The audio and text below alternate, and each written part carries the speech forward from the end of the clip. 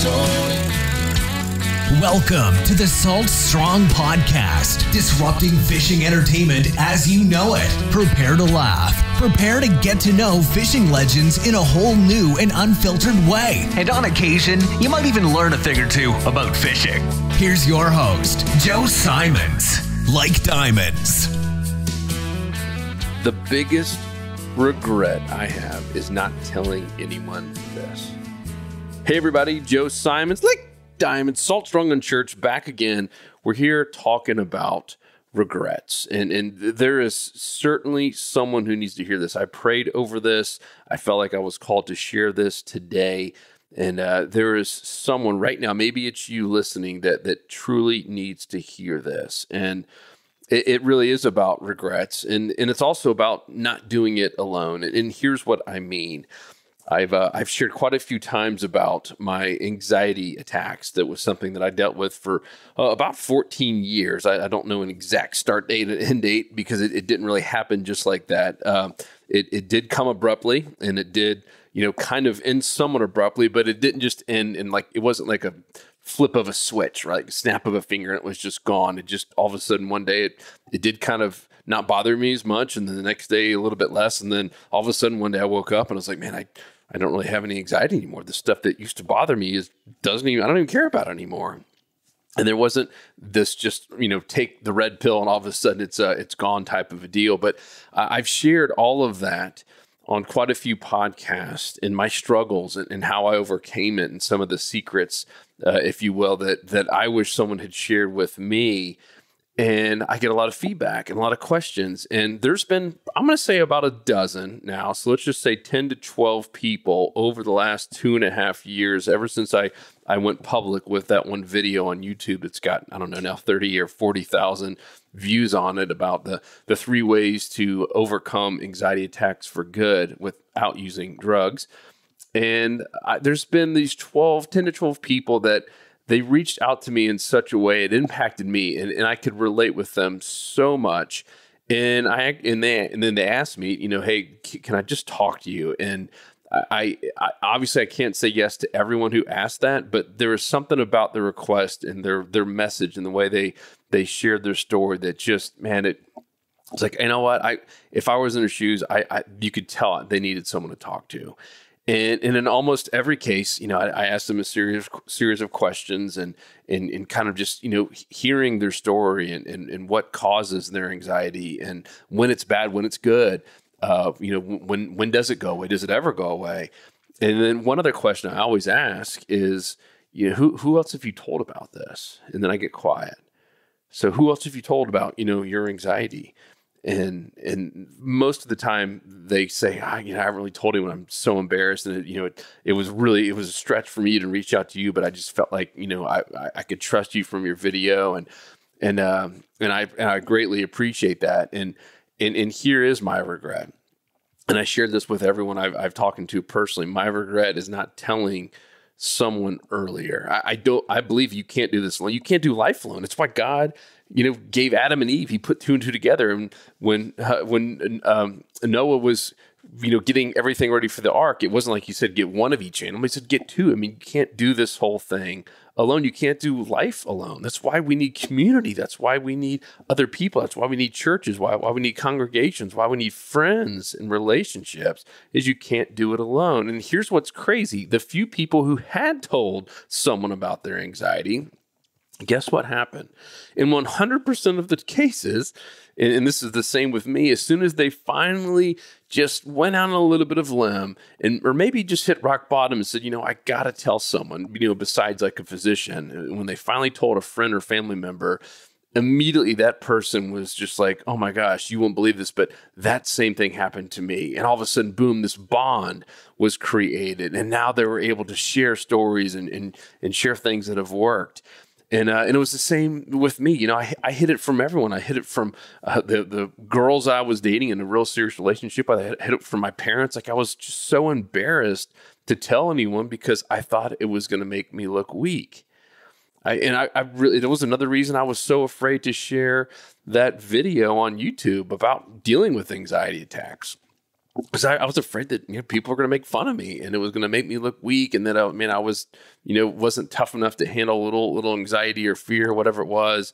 I mean, that it was even more fear driving this crazy amount of fear in my head. And yet, of course, the irony is the more I shared, the less impact it had on me. Think about that. So the more I talked about it and just shared with other people about the anxiety, it was almost like that anxiety was losing its power over me.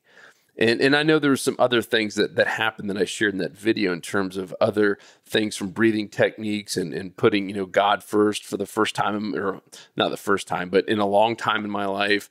And really just defining a vision and a mission for my life. Like, what gets me excited to wake up? Why am I here? And those things, though, combined with just sharing, made a massive impact. So that was my number one biggest regret.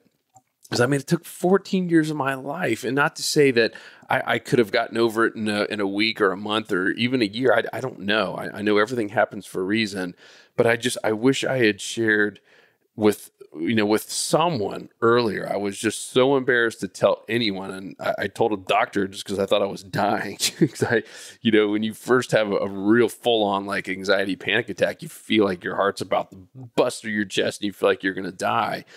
And so back to my earlier question and kind of a statement of believing that someone's supposed to hear this.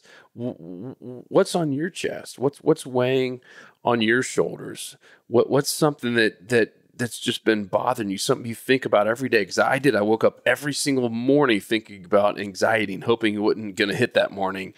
And I was like, man, I wish I could just talk to someone about it, right? And I'll share with you something just kind of magical that happened in one of our C12 meetings. There was a gentleman there, a little bit younger guy, meaning late 20s, might be 30, and he had just lost a baby, just lost his daughter, and this is to the point like the week of delivery, like it was very real. I mean, they had painted the room, bought furniture, all the people had given gifts. Like the baby was happening that week and didn't make it. And I can only imagine the devastation and the frustration and the pain and the hurt and the questions like, God, why? Like, why did you take this girl from us? Like, oh man, I'm getting teary just thinking about it. It's you can't explain it. And so he finally came to one. He'd missed a bunch of meetings, and he was honestly just kind of embarrassed, right? He didn't want to talk about it. He didn't want to be around people. Like he almost kind of went into like a hermit mode. And he finally came to one of the meetings, and we had a guest there. And so this guy, he's sharing the whole story, and he's talking about just the pain, and obviously the whole room's tearing up at this point. And he finally just like, I just gotta get this off my chest. And all of a sudden, this guest who really wasn't even supposed to be there that day, he all of a sudden shares his story of losing his child around the same kind of time.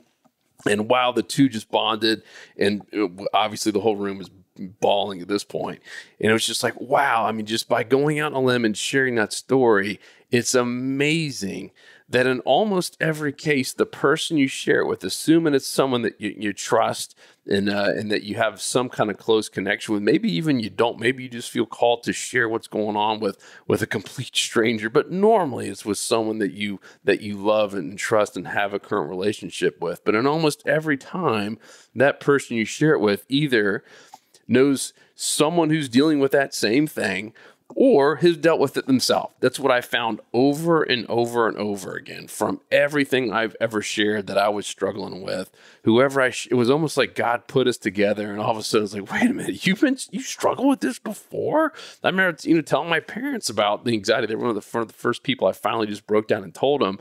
And like, oh my God, I wish you'd have told me. Your dad dealt with that, and it turns out my brother dealt with that for Luke for a little bit in college and never told anyone. And like all of a sudden we're like, oh my goodness, I can't believe I've been keeping this to myself and just trying to bury it deeper and deeper when I should have been bringing it up to the top. if you want people to pray over you, you got to tell someone about it. And I'm telling you, I did not get it until I went through cancer and went through with that melanoma. That was one of the scariest points of my life, just being single, not having, anyone really in my life in terms of a spouse. And I was living up in Georgia at the time. And I realized pretty quickly the importance and the power of prayer. But guess what? You can't have people pray over. You can't have prayer groups. And you can't have this marvelous power of prayer unless you share the pain or the frustrations or the afflictions or the addictions or whatever it is with someone else. And so I just wanted to share that with you. And I just felt called this morning to talk about this, as I've continued to hear it over and over again, as I'm just dealing with people who are dealing with pretty severe anxiety attacks. And in every case, the ones who seem to be doing a little bit better are those few people who have told someone. And in 100% of the times they told someone, that person they told either actually dealt with anxiety themselves or had a best friend or family member that had. And all of a sudden, there was this new bond and this new connection, and they were sharing tips and helping each other get through it. Now, I want to share something from this book I talked about on a prior podcast called The 12-Week Year. And the title of this kind of subchapter is Don't Go It Alone. I phrase it as, don't do it alone. You're not supposed to do life alone. And this is an incredibly powerful story. And it's out of an article of Fast Company back in May of 2005, if you want to look it up. And the title is called Change or Die. So this is from Fast Company, May of 2005. And the title is called Change or Die. And so it was studies conducted with patients who had severe medical conditions that required lifestyle changes in order to live. Okay, so these are people who were basically going to die unless they change their lifestyles. These are, in many cases, from what I read, obviously severely obese people, 500, 600, 700 pounds, like, some of the heaviest people alive, smokers, alcoholism, things that can be changed actually. And if they don't, then they will die. And so, and some of them were different medical things, but for the most part, these were people that could change their lifestyle and would vastly extend their life in terms of how long they're going to live. So just to give you a little background story. So they needed to make these lifestyle changes in order to basically live. And the sad fact was that after only 12 months, 90% of the patients, 90, had reverted back to their old lifestyles, virtually guaranteeing death. Now, faced with the imminent threat of death, an overwhelming majority of the people still failed to consistently make more productive choices. That seems crazy. But there was a group in the same study that had a much higher success rate. So the one group who was just, let's just say you or me, who was dealing with this obesity, alcoholism, whatever it is, we're told we're going to die. We change because most people change just because they don't want to die. But 90% of these people who were on their own, who did not have any kind of accountability partner or someone to really do this with, 90% went back to their old lifestyles and died. Okay, 90%. There was another group. These patients were involved in a peer support session. So they had ongoing peer support sessions, and they had a success rate of nearly 80%, 80. Not to be confused with the 10% from the other group. I mean, 80%. The groups not involved in peer support had a 10% success rate. These statistics remind me of what George Shinn, I'm reading from the book here, the owner of the Charlotte Hornets basketball team, once said. There is no such thing as a self-made man. You will only reach your goals with the help of others. So the group and the peer support, they met on a regular basis. They discussed their progress. They discussed their struggles and their challenges. But by encouraging others and actually talking about their issues, they generally stayed on track. I mean, isn't that powerful? Wow. I mean, we're talking about life or death here. And the people that survived, I mean, 80% were the ones who had peers to share this with, to talk about their challenges and talk about their struggles and frustrations and just encouraging others. And the ones who tried to do it on their own died. 90% of them did. I mean, wow. So powerful. So whatever it is, something. We're all dealing with something at any given time, whether it's us personally or a close family member or a loved one or a spouse. We're all dealing with something. There's always some struggle going on with someone that you love. And there's usually something on our chest that, man, I wish I could just talk about this with someone. I encourage you to one, pray on it and the right person, because I know it's tough. And some of these are incredibly embarrassing, right? I mean, for me, the talking about an anxiety attack was once I had self-diagnosed it, I knew what it was. So I knew that I'm having a fear about something that's not really real, but it was super real to me. And I was incredibly embarrassed to share about it. And I've talked about even alcohol before. I mean, incredibly embarrassed to talk, man, how do you get so drunk that you pass out and puke, right? I mean, it's embarrassing to share with someone who might not be a big drinker. But in many times when I've shared that, someone's like, oh man, I've been there before. And that's why I did this. And that's why I cut back and said, I can only have 2 drinks, in a day, or 3 drinks in a day, or just not drink at all, or whatever it might be.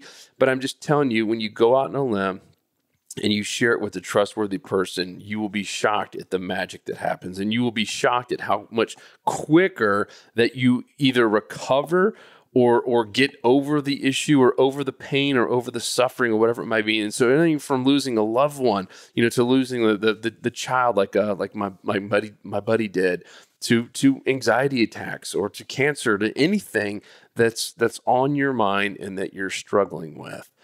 Could be a loss of a loved one or a child that's just way off course. I mean, it's amazing how many people are dealing with the same type of issues. And when we open up, we form relationships, we form bonds, which is what God has called us to do. And when you tie in that power of prayer, I'm telling you, some magic can happen.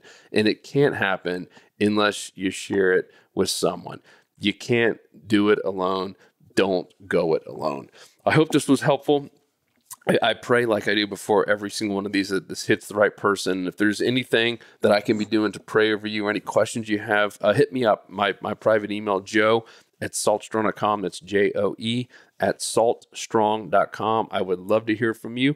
And if there's any other topics or other guests, etc., that you would like me to have on the show, let me know. I would love to hear from you in any way, shape, or form. And everything that you send to me is 100% private and confidential and never will be shared. That's Joe, Joe, @saltstrong.com.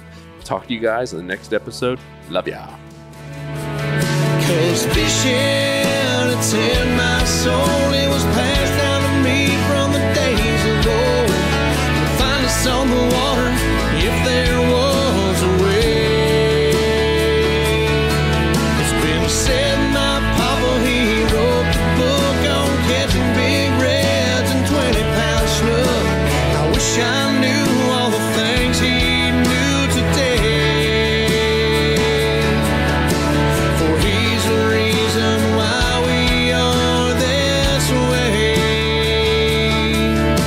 And he put fishing in her soul.